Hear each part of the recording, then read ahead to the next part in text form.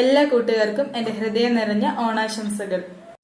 സമൃദ്ധിയുടെയും ഐശ്വര്യത്തിന്റെയും സാഹോദര്യത്തിന്റെയും സ്നേഹത്തിന്റെയും ഉത്സവമാണ് പൊന്നോണം. തിരുവോണ നാളിൽ നമ്മൾ മലയാളികൾ ലോകത്ത് എവിടെയാണെങ്കിലും സദ്യയിൽ തൂശനിലയിട്ട് ഒട്ടേറെ വിഭവങ്ങൾ, അതിൽ പ്രധാനമാണ് പായസം അല്ലെ? അപ്പൊ ഇന്ന് ഞാൻ വന്നിട്ടുള്ളത് നല്ല ഹെൽത്തിയും ടേസ്റ്റിയും ആയിട്ടുള്ള അടിപൊളിയായിട്ടുള്ള ഒരു പായസത്തിന്റെ റെസിപ്പി ആയിട്ടാണ്. മറ്റൊന്നുമല്ല, മത്തൻ പായസം. അപ്പൊ നമുക്കിനി അതെങ്ങനെയാണ് ഉണ്ടാക്കുന്നതെന്ന് നോക്കിയിട്ട് വരാം.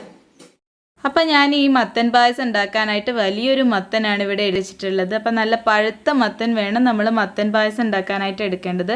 അപ്പം ഞാൻ ഈ ഫുൾ മത്തൻ എടുക്കുന്നില്ല, അതിൽ നിന്ന് ഇതുപോലെ ഒരു ചെറിയ പീസ് കട്ട് ചെയ്തെടുത്തിട്ടുണ്ട്.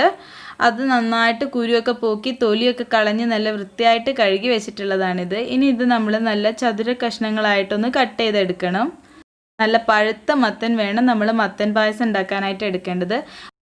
അപ്പോൾ ഇനി ഇത് നമുക്ക് ചെറിയ കഷ്ണങ്ങളാക്കി, ചെറിയ കഷ്ണമായാലും വലിയ കഷ്ണമായാലും പ്രശ്നമില്ല, നമ്മളിത് ഉടച്ചിട്ടാണ് നമ്മളിത് പായസം ഉണ്ടാക്കുക. അപ്പോൾ ഞാൻ കുറച്ച് അത്യാവശ്യം വലിയ കഷ്ണങ്ങളാക്കിയിട്ടാണ് ഇതിപ്പോൾ കട്ട് ചെയ്തെടുത്തിട്ടുള്ളത്. അപ്പോൾ ഓരോരുത്തരുടെ ഇഷ്ടത്തിനനുസരിച്ചിട്ട് നമുക്കിത് കട്ട് ചെയ്തെടുക്കാം. ഇനി ഞാനിത് കുക്കറിനകത്തേക്ക് ഇട്ട് കൊടുത്തിട്ടുണ്ട്. അതിന് ശേഷം അത് മുങ്ങാൻ മാത്രമുള്ളൊരു വെള്ളം നമുക്ക് അതിനകത്തേക്ക് ഒഴിച്ചു കൊടുക്കണം.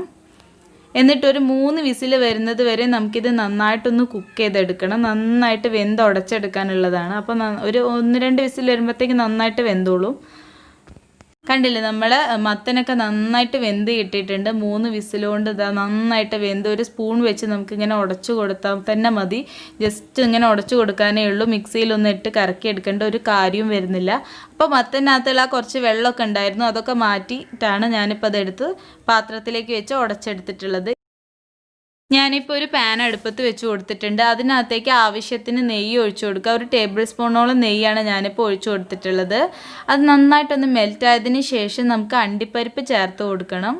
അപ്പോൾ അണ്ടിപ്പരിപ്പൊക്കെ നന്നായിട്ട് ചെറുതായിട്ടൊന്ന് റോസ്റ്റ് ആയതിന് ശേഷം നമുക്ക് മുന്തിരി ചേർത്ത് കൊടുക്കാം, ഉണക്കമുന്തിരി.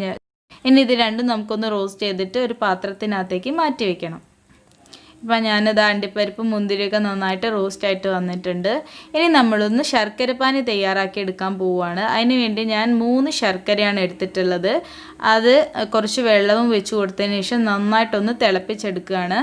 അപ്പം നമ്മുടെ ശർക്കരപ്പാനി ഇതാ ഏകദേശം നന്നായിട്ട് റെഡി ആയിട്ടുണ്ട്.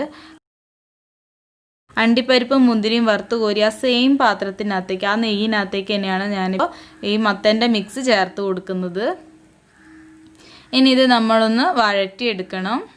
അപ്പോൾ ലോ ഫ്ലെയിമിൽ വെച്ചിട്ട് നമ്മളിതൊന്ന് നന്നായിട്ടൊന്ന് വഴറ്റിയെടുക്കുക. അതിന് ശേഷം നമുക്ക് ബാക്കി ഇൻഗ്രീഡിയൻസ് ചേർത്ത് കൊടുക്കാം. അപ്പം നമ്മുടെ മത്തനൊക്കെ നന്നായിട്ടൊന്ന് വഴറ്റിയെടുക്കുക.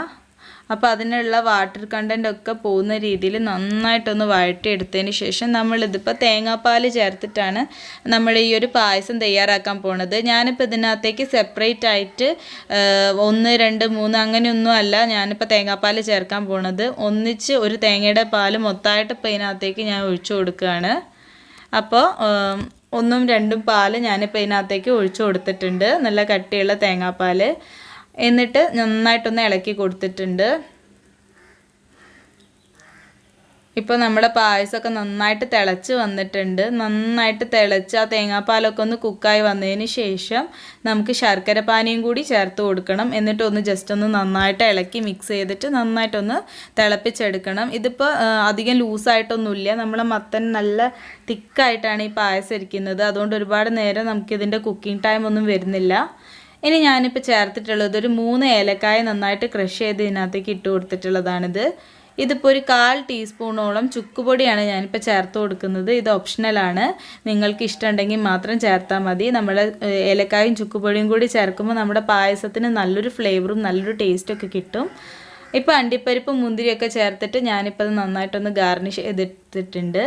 അപ്പോൾ എല്ലാവർക്കും ഈ ഒരു പായസം ഇഷ്ടമായെന്ന് കരുതുന്നു. ഇഷ്ടമായിട്ടുണ്ടെങ്കിൽ ലൈക്ക് ചെയ്യാനും നിങ്ങൾ ഫീഡ്ബാക്ക്സ് അറിയിക്കാനും നിങ്ങൾ ഫ്രണ്ട്സിനും റിലേറ്റീവ്സിനൊക്കെ നമ്മുടെ ഈ ഒരു റെസിപ്പി ഷെയർ ചെയ്ത് കൊടുക്കാനും ആരും മറന്നു പോകരുത്.